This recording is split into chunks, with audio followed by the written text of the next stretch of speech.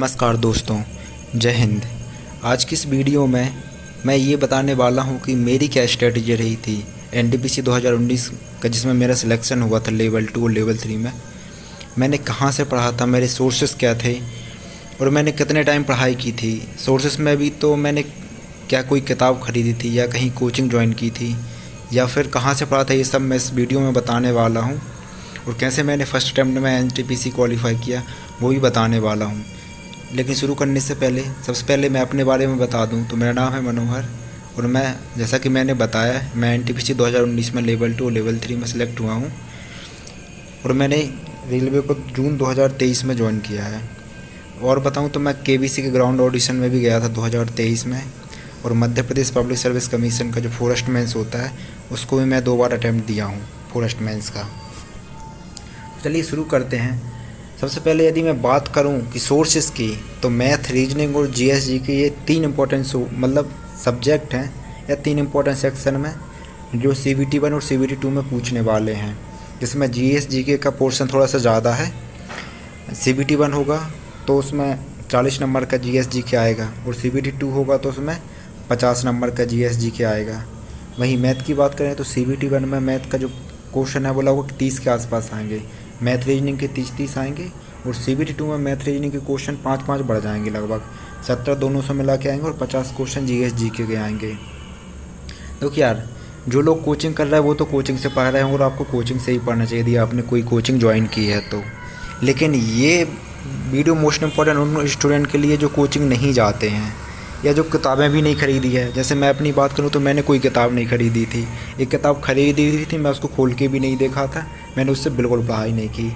Math reasoning मैं कोई coaching भी नहीं गया पहले। दूसरी बात, और तो मैथ रीजनिंग की मैं बात करूँ तो मैथ रीजनिंग सबसे पहले मैंने मैथ पढ़ाई की थी, वो भी ओपन सोर्स यानी यूट्यूब से पढ़ाई की थी मैंने।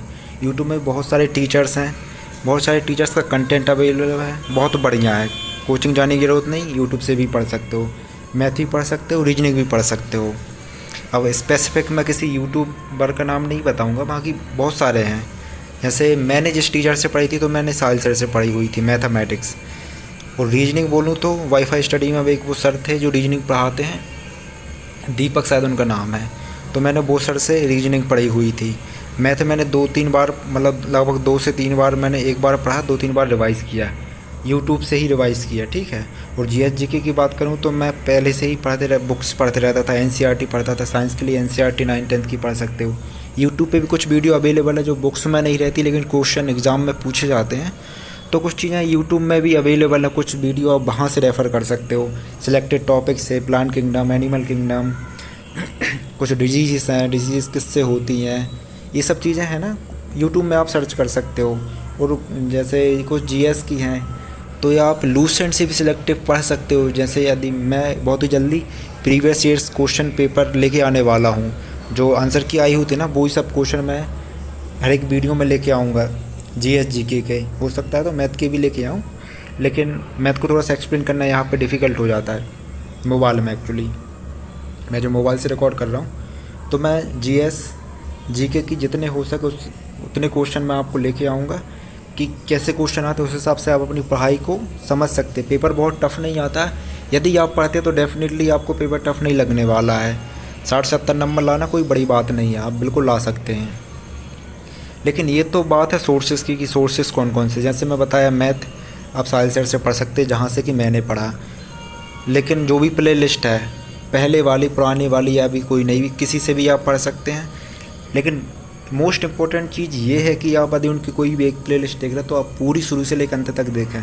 आप किसी भी प्लेलिस्ट को देख लेना, शुरू की 4-5 वीडियो में बहुत सारे व्यूज रहते हैं और लास्ट में जाके कुछ ही हज़ारों में लोग रहते हैं। तो शुरू में तो सभी एकदम उत्सुकता से देखते, लेकिन जो जर्नी को कंप्लीट कोई नहीं कर पाता है, इसलिए किसी का रिजल्ट नहीं हो पाता है जो लोग नहीं पढ़ रहे हैं। तो आप, मेरा आपसे यही सजेशन है भाई, किसी से भी टीचर पढ़ो, किसी भी टीचर से पढ़ो, उसकी रिकॉर्डेड वीडियो वो पढ़ लो, लेकिन पूरी पढ़ना है। 1-2-4 वीडियो देखने से काम नहीं होगा, पूरा पढ़ो। और क्वेश्चन एकदम वहीं से आएगा, ये मान के चलिए आप, मतलब किसी भी यूट्यूबर से पढ़ें आप, क्वेश्चन एकदम वहीं से, कॉन्सेप्ट वहीं से मिलेगा। मैथ रीजनिंग का तो जीके के तो अपना वो है, कितना भी पढ़ो उतना कम है, लेकिन सिलेक्टेड पढ़ोगे, अपना नॉलेज के लिए पढ़ो, अपने ज्ञान के लिए पढ़ो, आपको पता होना चाहिए चीज़ें क्योंकि आप इसको सब्जेक्ट के जैसे पढ़ो तो फिर तो आप इसको भूल ही जाओ कि कभी आप सब चीज़ें पढ़ा पाओगे।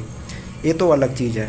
इससे भी ज़्यादा इंपॉर्टेंट चीज़ें होती हैं भाई 3-4 चीज़ें। डिसिप्लिन, आपने 2 दिन पढ़ा फिर बस छोड़ दिया, फिर नहीं पढ़ना।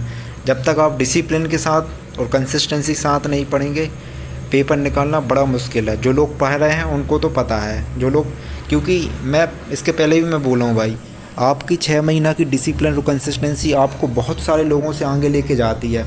किसी ने, मैं एक कोट बता रहा हूँ आपको, किसी ने बहुत अच्छे से बोला है कि there is no traffic at the extra miles.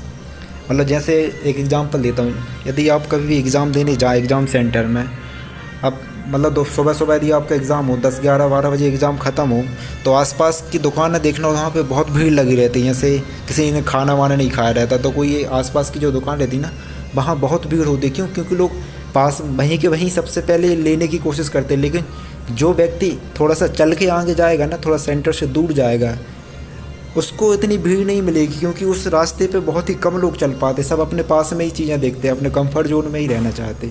जो लोग थोड़ा पहले निकल जाते, जो लोग पहले से पढ़ाई कर रहे हैं, डेफिनेटली उनके पास एक एज है और वो बाकी सबसे आगे हैं। लेकिन यदि आपने पढ़ाई स्टार्ट नहीं की है और अभी आप पढ़ाई स्टार्ट कर रहे हैं, तब भी आपने बहुत कुछ खोया नहीं है।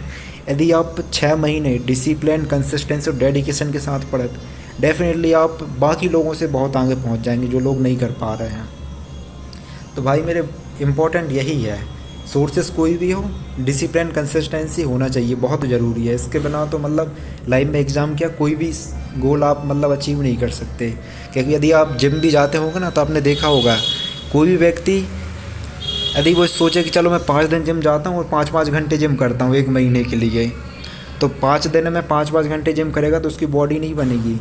लेकिन यदि वो रोज़ जाएगा, आधे घंटे जिम करेगा ना 1 महीने, तो उसकी बॉडी में असर दिखेगा। ऐसे इसी प्रकार यहाँ भी है। यदि आप सोचें कि मैं 1 महीने में पूरे 6 महीने का पढ़ लूँ, सभी सब्जेक्ट ख़त्म कर दूँ, तो ऐसा होने वाला नहीं है। लोग क्या करते, पढ़ते टाइम यूट्यूब में तो पढ़ते, लेकिन 1.5x, 1.75x, 2x में भी वीडियो देखते।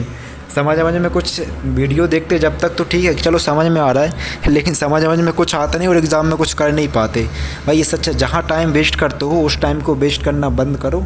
यूट्यूब में भी वीडियो बड़ी शांति से देखो, एकदम जो नॉर्मल स्पीड में उसी में देखो, ताकि आप ग्रास्प कर सको। नहीं तो एग्ज़ाम सेंटर में जाके लगता तो यार ये तो मैं पढ़ा हूँ, लेकिन सॉल्व नहीं कर पाते। इसलिए भाई बहुत ज़रूर जिस किसी की वीडियो देखो कंसिस्टेंसी के साथ देखना। यूट्यूब में बिल्कुल आप साहिल सर से पढ़ सकते, रीजनिंग दीपक सर से पढ़ सकते, जो वाईफाई स्टडी में उस टाइम पढ़ाते थे।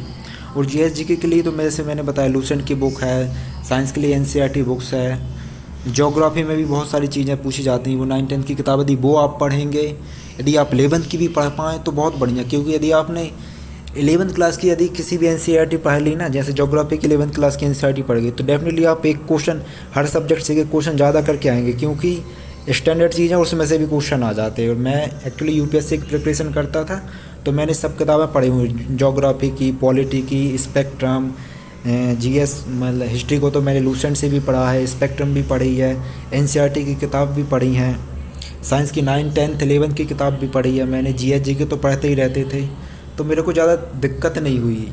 तो यदि आप भी पढ़ेंगे तो आपको भी सब चीज़ आएंगी और डरने की कोई बात नहीं है।